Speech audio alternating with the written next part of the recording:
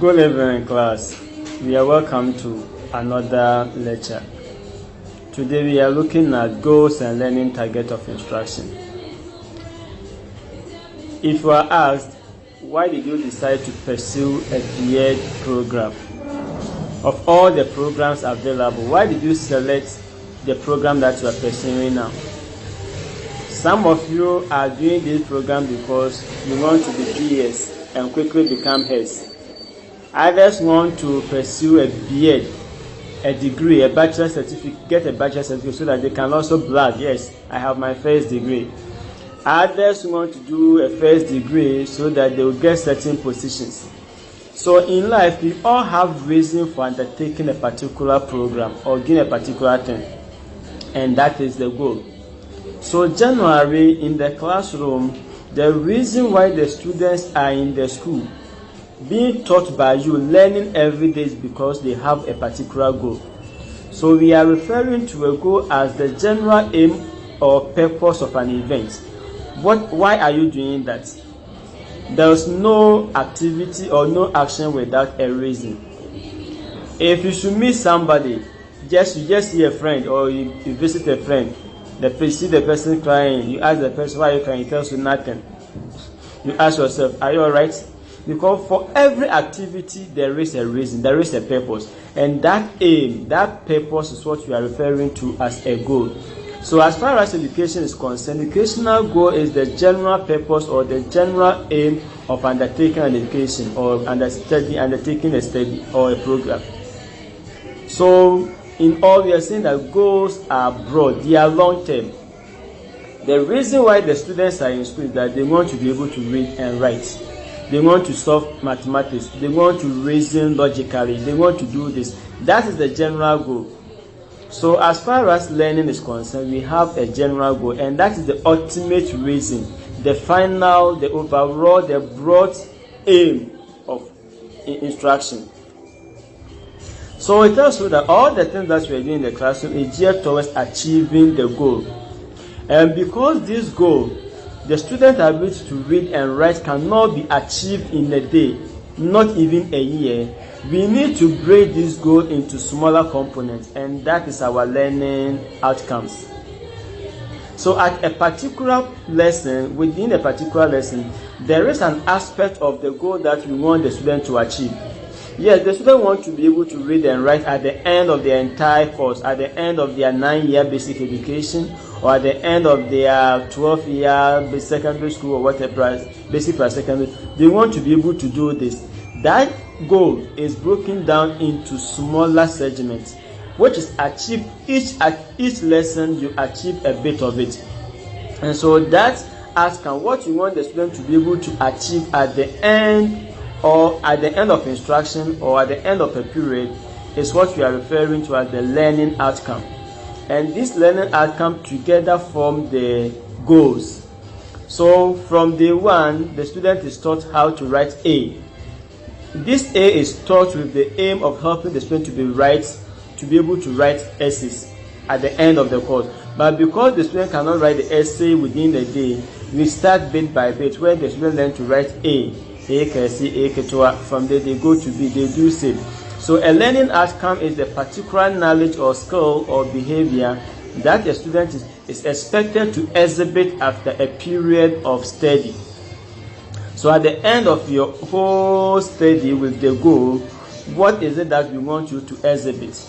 Measuring learning outcome provide information on what particular cognitive, psychomotor, affective students have gained after the instruction. So at the end of the entire period, what is it that students are showing to as evidence that they have learned? So definitely the student will have to do something. They are going to write, they are going to read, they are going to draw, they are going to color. These things that they do are the evidence of their learning. And these things that we want them to show at the end of the instruction is what we are referring to as learning outcomes. Then we have learning objectives. Objectives are the specific learning outcomes and are derived from the course goal.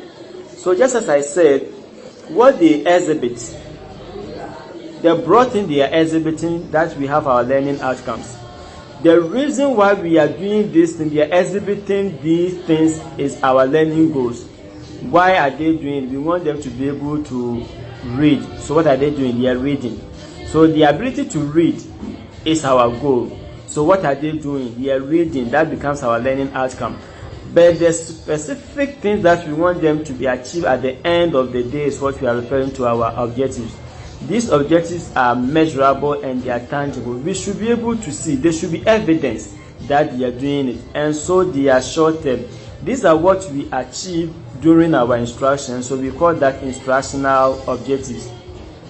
They are called instructional objectives because we measure them at the end of each instruction. So we are saying that instructional objective is a stated or durable performance students are to demonstrate at the end of instruction. So from the highest is our goal.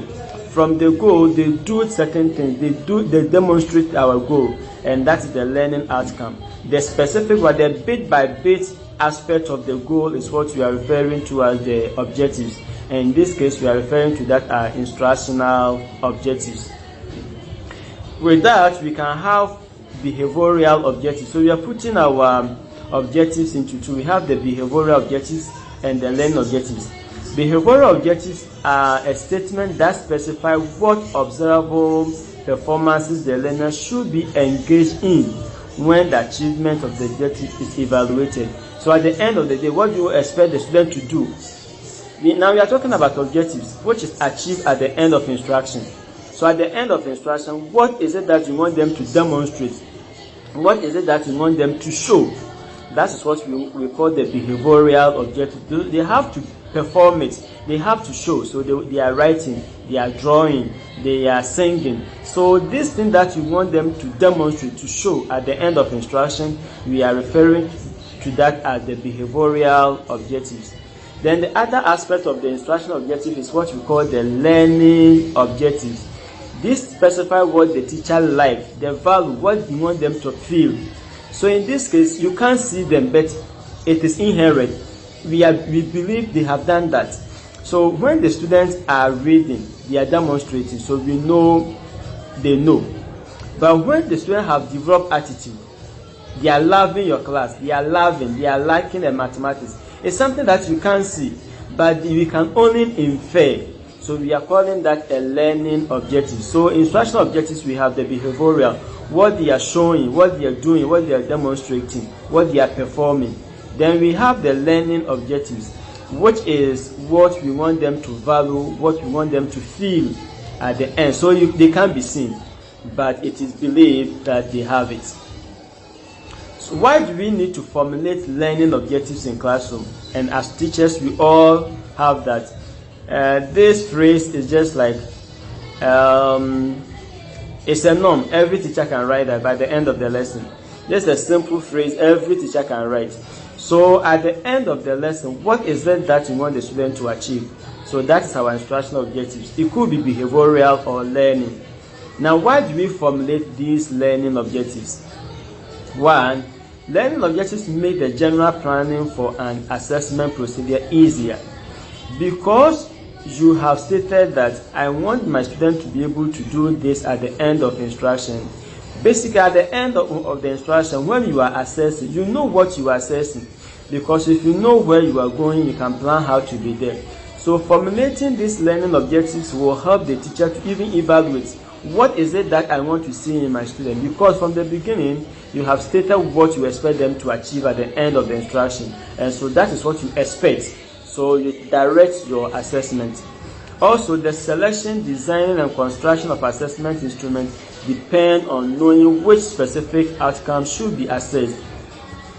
If you want your student to be able to draw at the end of your instruction, at the end you don't give them essay. So even the assessment technique that you select depends on the objective that you have formulated. By the end of the lesson, my students should be able to list. Listening means that you are going to write. So at the end, you don't ask them to say it. They write, because per your objectives, they should be able to list. If at the end of the day, they should be able to sing the national anthem, you don't ask them to write, because the objective says that they should be able to sing. So the assessment technique that you give even depends on the instructional objective that you formulated from the beginning. We are also saying that evaluating an existing assessment becomes easier when specific outcome is known. Then it helps to judge the content relevance. So you are teaching based on your curriculum. You are saying that at the end of the day, my student should be able to do this. So you don't teach nonsense. All that you are teaching is based on what you want the student to achieve at the end of the instruction.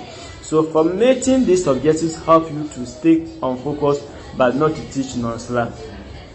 In our classroom, as we teach, we try to achieve the objective just as we said, but this is done bit by bit.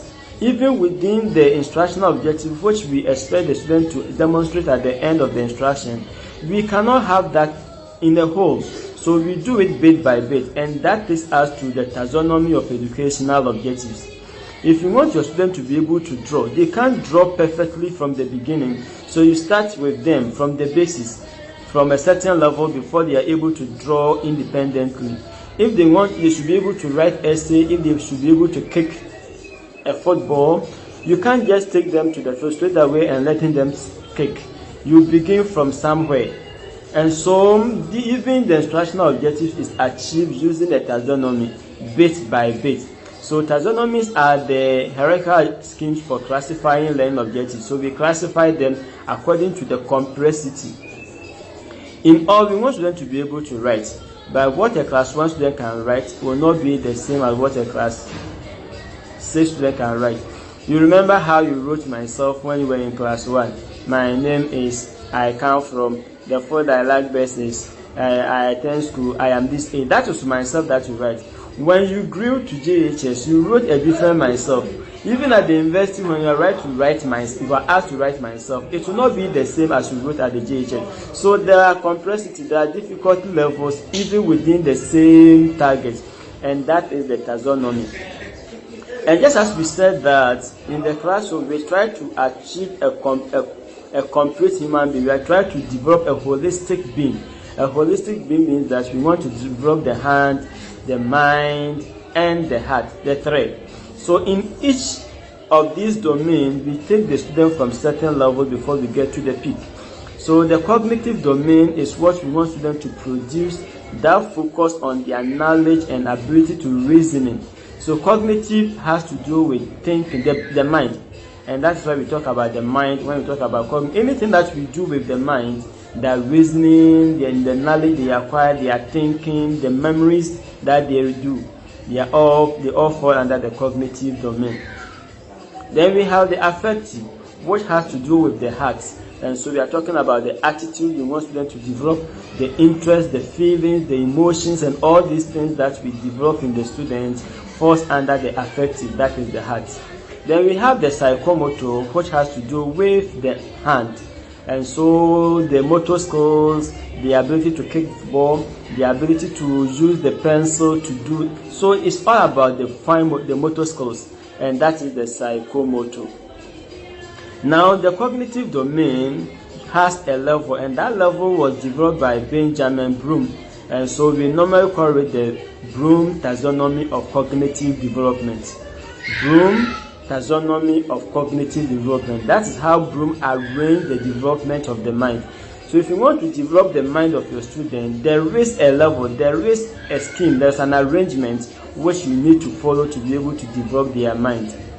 And this was developed in 1956. It was revised, and we'll come to that. So in 1956, Bloom developed the taxonomy of how to develop the mind of our students. And that begins with knowledge, giving them knowledge. So the basic level of the cognitive development, according to Bloom, is knowledge. That is where you make them to just recall facts. So you will begin. What is your name? My name is. Where do you come from? I come from. So it is all just about knowledge. They have no understanding of issues. All that they know is my name is, I come from. So we are saying that this involves the recall of facts and processes and methods. So they are only recalling. Who is the president of Ghana? Akufo-Addo. Where do you come from? So it's all about recall of facts, and that is about knowledge. We want the student to get knowledge. So in class 1, we begin with making the student acquire knowledge. There we are not talking about whether they understand or not. They have nothing to do with the understanding issue. All that they know is that the pet at home is a cat. Once it has 4 legs, it has the pinna, it has the it's a cat. So all that they know is that they have a cat at home. So they only recall fact, they have no understanding. Beyond that, the student need to show understanding of the knowledge that they have acquired. You said your name is, then the student should show understanding. So we are saying that comprehension is the next level. So after knowledge, we move to comprehension. And comprehension is the ability to grasp the meaning of the material. So it is shown by translating material from one form to the other. So the student should be able to explain. They should be able to convey. They should be able to summarize. If students are able to do that, they are showing evidence of understanding, which is comprehension. So your students should be able. So anytime you are asking our student, explain photosynthesis or maybe explain this, it means that one, they know what it is and they are adding up information. So as comprehension comes after acquiring the knowledge. So for instance, if it is mathematics, or let's say it is mathematics, and you are asking your student 1 + 1 is equals to 2, then you are asking them why, how did you get that, or how did you get your 2? Then your students are telling you their understanding of that mental process. Yes, 1 + 1 is equals to 2. Yes, they know. They are able to recall because you told them that 1 + 1 is equals to 2 without any understanding. And that is how our teachers taught us when we were in class 1. 1 + 1, 2. It's just like when we started reciting the 2, 1, 2, 2, 2, 4. As to how we got the answers, we don't know, because at that level, we were at the knowledge stage. We were only recalling facts. Beyond that, the students should be able to tell how they got the answer. So they have increased in their cognitive. They are now going to reason, and that is about comprehension. Beyond comprehension, we have application. The students should be able to use that knowledge in solving real-life problems. And that is the gap between our knowledge. Research has shown that there is a huge gap between knowing and practice. The practice is the application. Why? How do you use this that you have acquired? In fact, it is a shame to our mathematics teachers. I also teach mathematics somewhere. We all teach statistics, and they are all related. For your student to tell you that, I don't know why I'm learning this particular concept, it means that the students are not able to apply the knowledge that they acquired. So I remember when somebody sat in a car, and we have been seeing this on social media, what we use the pi_r² for. It's a shame. The students should be able to, after able to use it to be solving calculations in class, the students should be able to use the pi_r² in real life problems. And that's about application, concrete situations. So now, even at the university, after all the mathematics that we have studied, we wrote them, we getting A. We still cannot estimate number of tiles that we need to tile our rooms. After learning length and breadth, area of a rectangle, area of a square, we have that knowledge, but we are not able to apply it to do estimations. Then there is a gap. So at the application level, we expect that now that students have understood, they should be able to use the knowledge in different situations. And in this case, we are talking about real life problems. So they should be able to compute, they should illustrate, they should do that, they should do that. Then we are making the student apply the knowledge they have acquired. Beyond application, we have analysis. This is where the students are able to break what they have learned into each component. For instance, if the English teacher wants the student to be able to write an essay, then the student should be able to know the component of the essay. For instance, they want to write how my favorite food is prepared.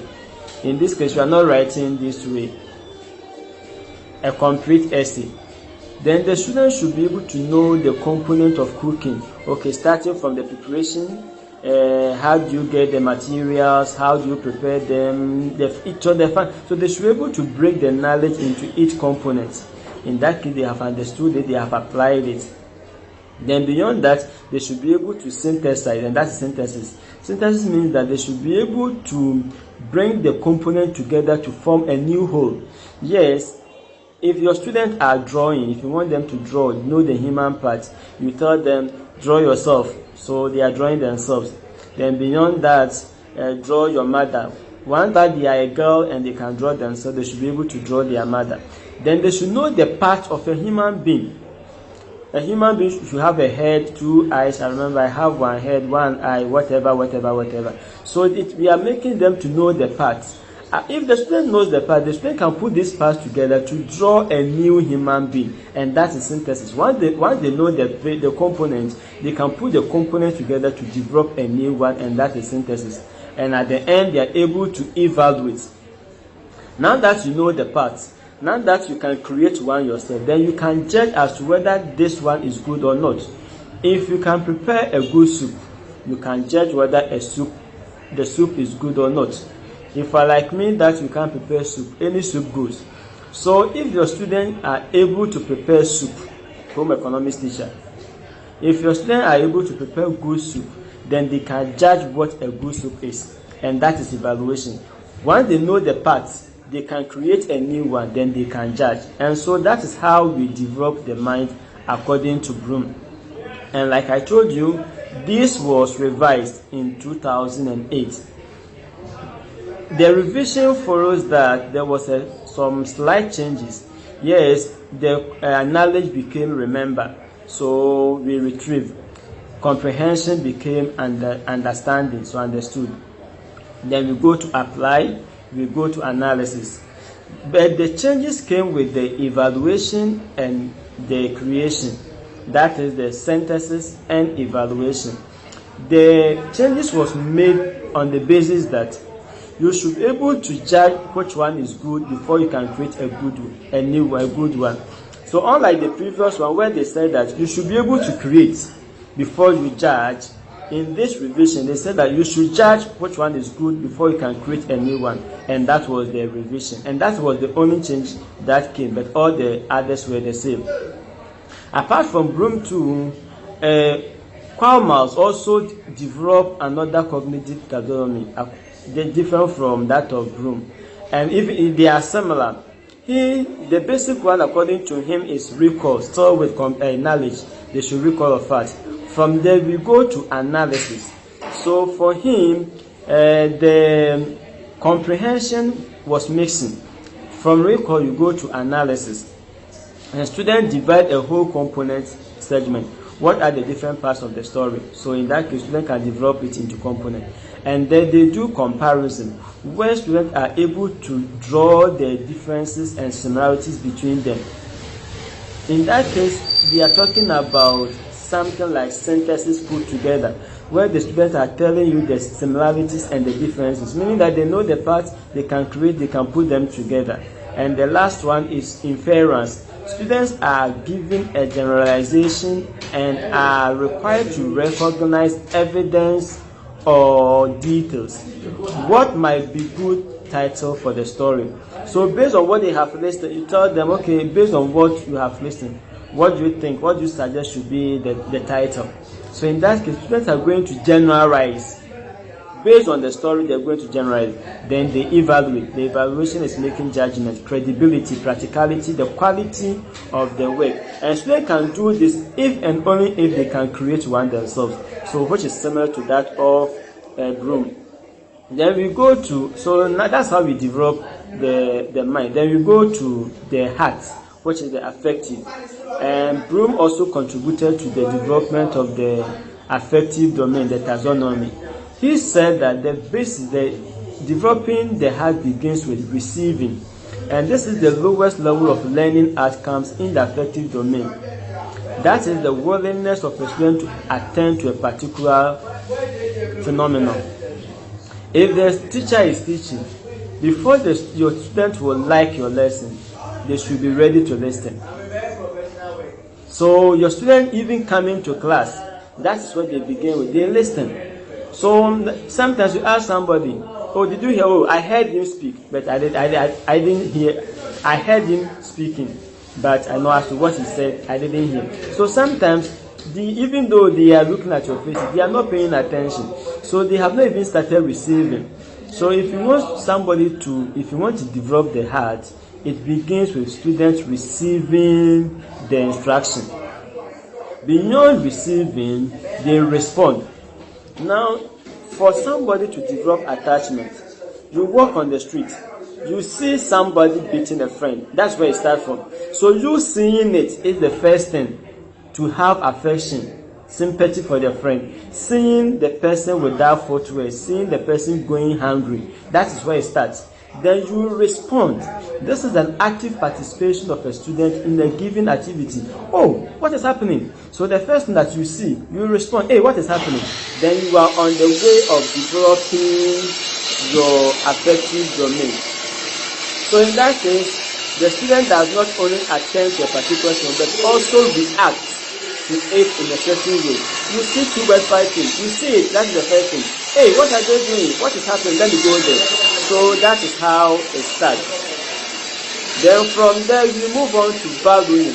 After reacting, there's a value. This is concerned with the world a student attached to a particular object. So you saw them fighting. Then, hey, what is happening? Then we move on to the value you attach to the results of fighting. So when they are fighting, hey, what will happen? No, let me go there. So it begins with you attaching value to the fact that the fighting can end in a bad consequences. So that is the value. Then beyond value, you go to organization. It is the ability to bring together different values, resolving conflict between them. And here, examples of general instruction objectives include accept responsibility to own behavior. Oh, I did it. Oh, I should have done that. In fact, it's my fault. So your student being able to accept that they are the cause of something means that they have developed their attitude to a certain level, and that is organization. They own up, they understand and accept their own strengths and weaknesses, and that means that the student have developed their attitude. Then we go to characterization. At this point, the students have developed a character. Now, at the organization, the students begin to form their own philosophy. In class, you begin to teach your student, he's not listening. Oh, then he leaves. Next time, the value he's attached to education, let me go home. So let me go home. When the student begin to say that, it is not only through learning, schooling that you will succeed, then it means that the student has formed their philosophy of life, and that means that it will be difficult for you to reverse it. When they form their philosophy of life, which is formed at the organization stage, they have formed their philosophy. All that be died. This. Hey, it is good to do this. I always want to be sincere. That's their philosophy, and that means that they have learned, they have reached the higher level, and that means that it is going to be their character, and that is characterization. When they have formed their philosophy to any subject, it becomes their character, and that is characterization, and that is how we develop the cognitive. Then we have the psychomotor, and we want to look at Simpson, how he did the categorization. He said that if you want to develop the hands of your student, you need to start from perception. Perception is the lowest level. It's the ability to use the senses to obtain clue. So in that case, you're only using the senses. You can see with your eye. You can feel it. Then in that case, they have started it. Then we go to set. That is readiness. I remember those athletes, they tell you on your marks, get set. So the perception is on your marks. That's the lowest level. So your senses, you see, you feel it. So for example, relating the sound of a drum to a dance type. This will be a Gbagya dance.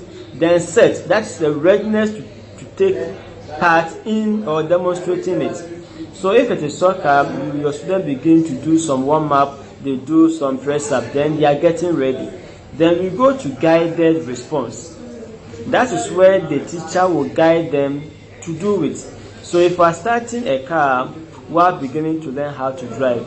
So meaning that you start, then when you go to the driving school, you want to learn how to drive. The first thing is that you are ready. They will take you through the tutorials. Then you begin to learn how to drive. Then so you start the car. You begin to assemble. So these things are what we call the guided response, where you begin to start something. Then you move on to mechanization. This occurs when a learned activity has become habitual. Now you started learning how to drive a car. You press your accelerator, you press that. Now it has become your habit. So you begin to drive. Even though it will not be perfect, you begin to do it bit by bit, and that's mechanization. Then from there you go to compressed overt response, where the individual has the ability to perform compressed tasks. You begin to learn the piano, you begin to drive. Then you are even to drive serious turnover, make serious things that even your teacher did not teach you. Then that means that you have reached the compressed overt response. It is the ability to perform compressed tasks. For example, driving at a greater track, performing skillful on the piano. They used Chico to teach you how to drive. Now you are driving maybe a Kia. So you are doing a compressed one than what you started. If it is football, you run, you kick. Now you are doing scissor kicking. I don't know if it is the right way. So you are doing a compressed one, and that is how we move on. Then you go to adaptation. Now that you have become so skillful that you are able to turn yourself, create new patterns, and that is how we deal with the psychomotor as well. Then the last one becomes the origination, where you create new one yourself, and that we are talking about creativity and originality. Now the piano, they taught you with hymns.